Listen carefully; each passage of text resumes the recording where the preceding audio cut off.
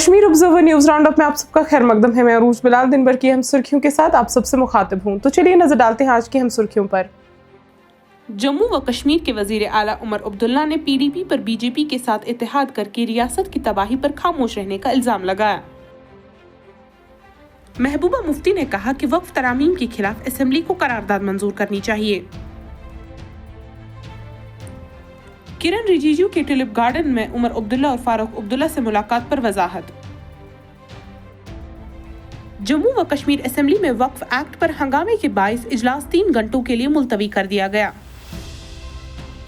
वहीद परा के national conference पर संगीन इल्जामात।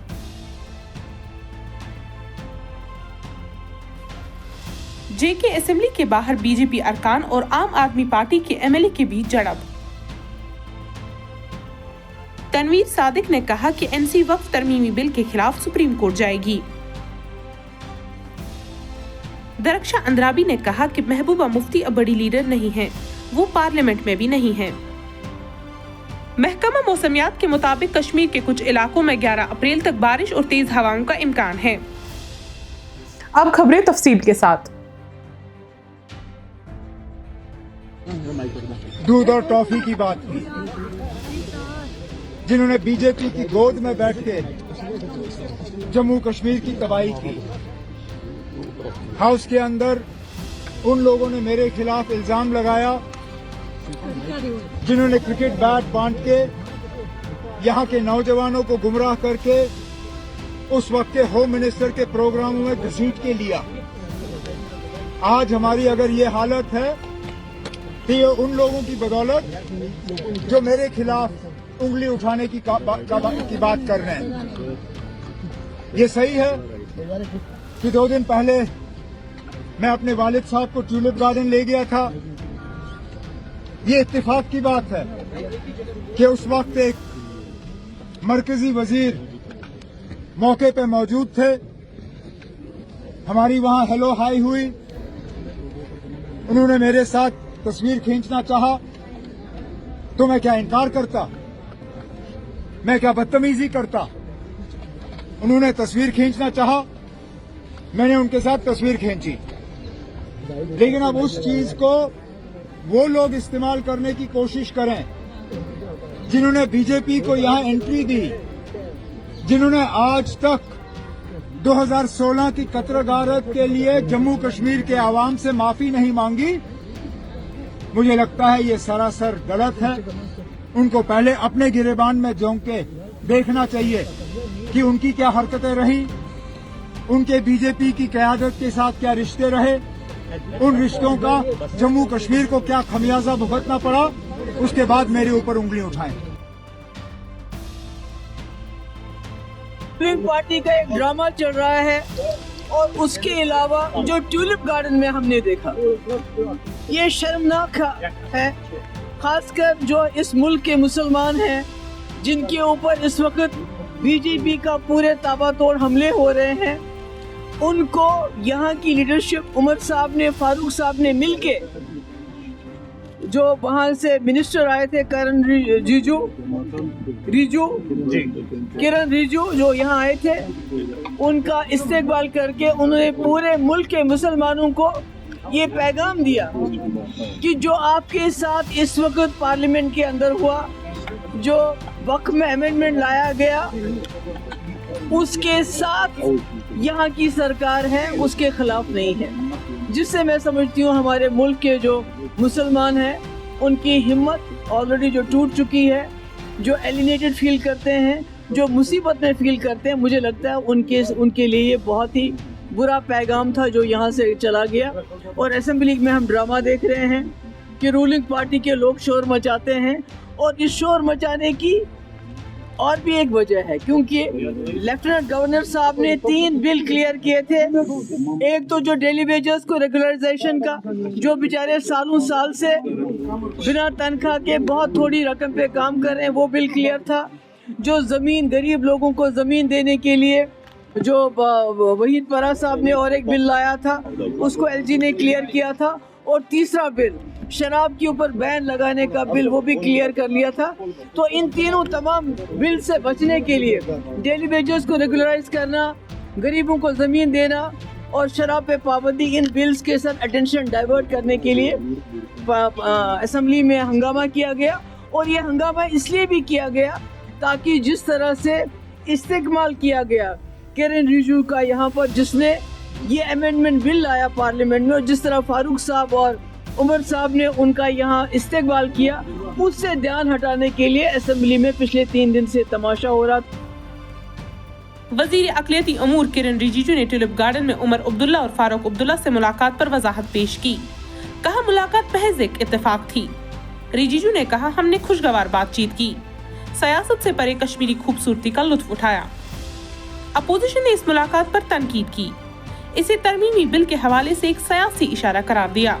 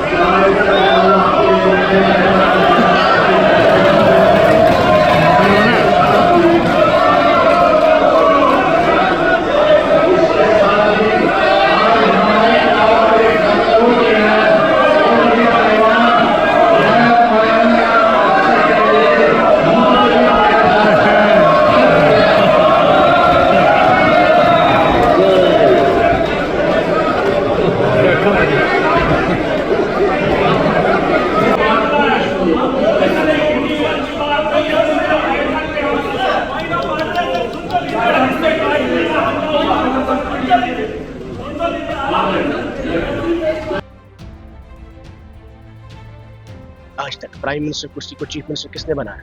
एक मुल्क को म्यूनिसिपैलिटी किसने बनाया? इस मुल्क में सैयद सलाउद्दीन को किसने बनाया? जो लोग एमएलए बनना चाहते थे 1987 में, उनको गन किसने थामा? यासीन मलिक को किसने, अफजल गुरु को फांसी किसने दी और मकबूल भट्ट को किसने फांसी दी?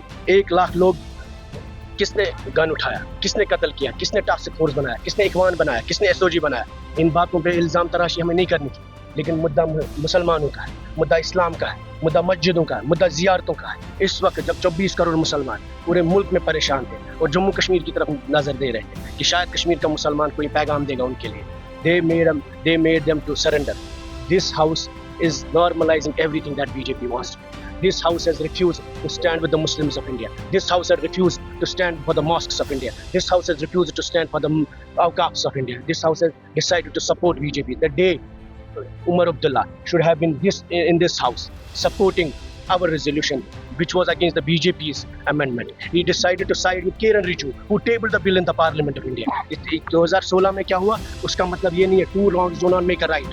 2010 में क्या हुआ? हम भी बता सकते हैं अफजल गुरु को किसने फांसी दी और कब दी। हम भी बता सकते हैं मकबूल भट्ट को किसने फांसी दी। हम भी बता सकते हैं इखवान किसने बनाया, टास्क फोर्स किसने बनाया, एसओजी किसने बनाया। हम भी बता सकते हैं कि आसिया नीलोफर के साथ किसने रेप एंड मर्डर किया। लेकिन हम उन इल्ज़ाम तराशों की बात नहीं है। मुद्दा उस वक्त वो नहीं है कि 2008 में क्या हुआ। मुद्दा इस वक्त ये है कि 24 करोड़ मुसलमान, second largest Muslim populated country है Jammu Kashmir, Hindustan second largest Muslim populated. एक ही मुसलमान चीफ मिनिस्टर था जम्मू कश्मीर पूरे मुल्क में, और 50 एमएलए हैं इनके पास। क्या जवाजियत है इनके पास? 2016 की जवाजियत है, 2010 की, 2002 की, 87 की। इनके पास क्या जवाजियत है? That they refuse to pass a resolution against the BJP Waqf amendment bill. कल जब आपकी मस्जिदों पर कब्जा होगा, कल जब आपकी ज़ियारतों पर कब्जा होगा, कल जब आपके कब्रिस्तानों पर कब्जा होगा, कल जब आपको अपने पुरखों कर ज़ियारतों पर नहीं जाने देंगे, उस वक्त ये हमें बोलेंगे कि हमारे पास रेजोल्यूशन लाने के लिए कानून नहीं था। किस कानून की बात कर? किस कानून के हिसाब से 5 अगस्त हुआ? किस कानून के हिसाब से 370 एबॉलिश किया गया? किस कानून के हिसाब से ये असेंबली चला रही है? बीजेपी के एजेंडे को यहाँ हंगामे करने से वहाँ रेड कार्पेट दे रहे थे। ये जिस वक्त इनको मुसलमानों के साथ खड़ा होना था, they supported and hosted a red carpet for the BJP MPs.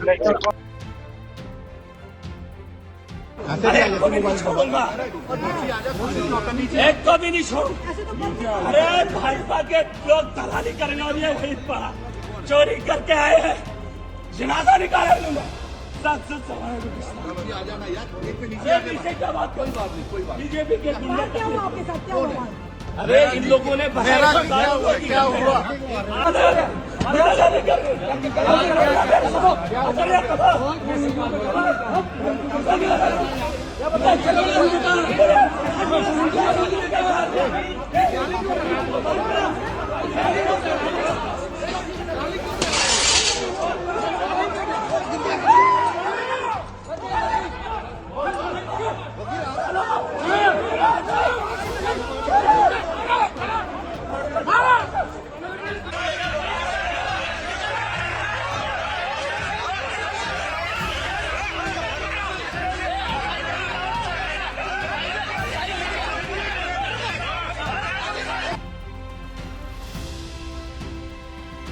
तो हुए हमारा जो दिल की बात थी, sense of the house on record रखा और असेंबली के रिकॉर्ड्स में हमारी जो अपोजिशन है, हमारा जो मुद्दा था, उसको ऑन रिकॉर्ड लाकर ये बताया कि हम वक्फ अमेंडमेंट बिल के खिलाफ हैं। अब ये एक ऐसा बिल है जो मुसलमानों के खिलाफ है।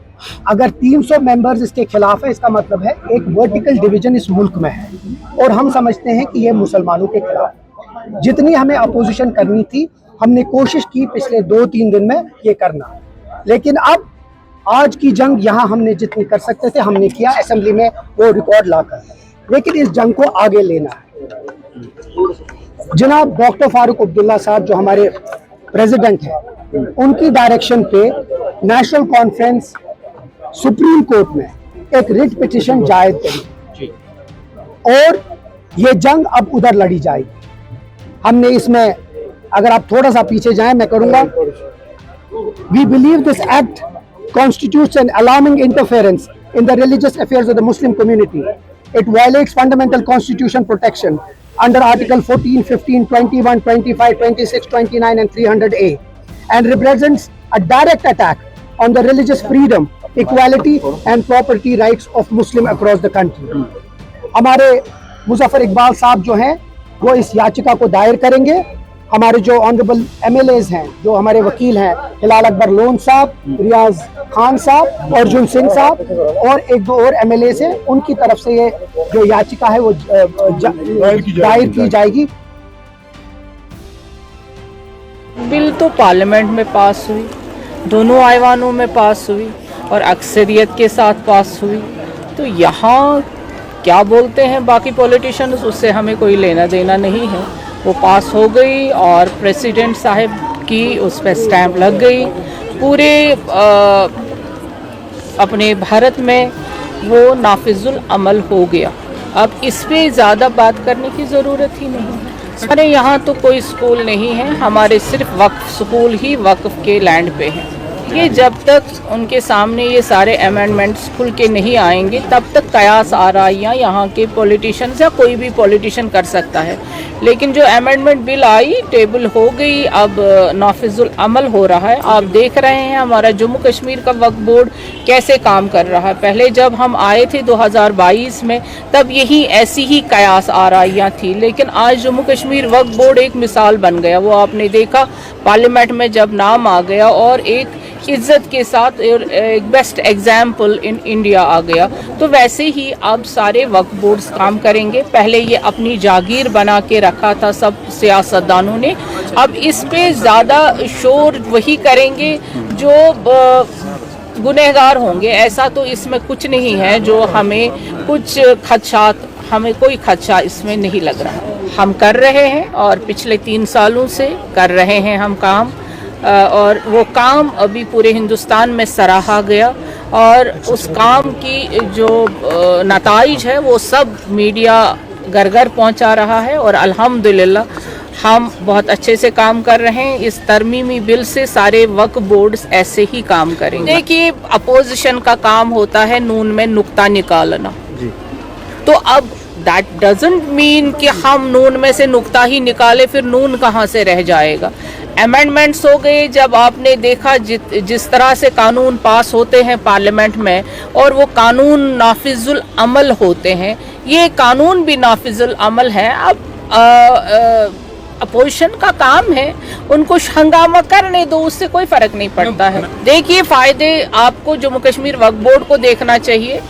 यहाँ पे भी हंगामा हो गया था जब हम चेयरपर्सन बने थे, तब सबू ने कहा था ये खत्म हो गया सारा। आज आप देख रहे हैं जम्मू कश्मीर बोर्ड वक्फ बोर्ड नंबर 1 पे है। इसी तरह से बाकी बोर्ड भी इस अमेंडमेंट तरमीम के बाद नंबर 1 पे होगा। शुक्रिया आपका। महबूबा मुफ्ती कोई पार्लियामेंटेरियन नहीं है, अभी कोई अपोजिशन बड़ी लीडर नहीं है। महकमा मौसमियात की पेशनगोई के मुताबिक कश्मीर में 11 अप्रैल तक मौसम खराब रहने के इम्कानात है। मैदानी इलाकों में बारिश और पहाड़ी इलाकों पर बर्फबारी हो सकती है। डायरेक्टर महकमा मौसमियात डॉक्टर मुख्तार अहमद ने कहा कि अगले 2 दिनों में कश्मीर के कई इलाकों में और जम्मू के कुछ हिस्सों में हल्की बारिश और बर्फबारी हो सकती है। उन्होंने कहा कि 11 अप्रैल की सुबह हल्की बारिश या बर्फबारी हो सकती है, इसके बाद मौसम बेहतर हो जाएगा। 12 अप्रैल से 17 अप्रैल तक मौसम खुश्क रहेगा, जबकि 18 से 20 अप्रैल तक दोबारा बारिश और पहाड़ों पर बर्फबारी हो सकती है। ये थी हमारी आज की हम सुर्खियां। हर रात 8 बजे हमारे साथ बने रहिए। दीजिए इजाजत। अल्लाह हाफिज।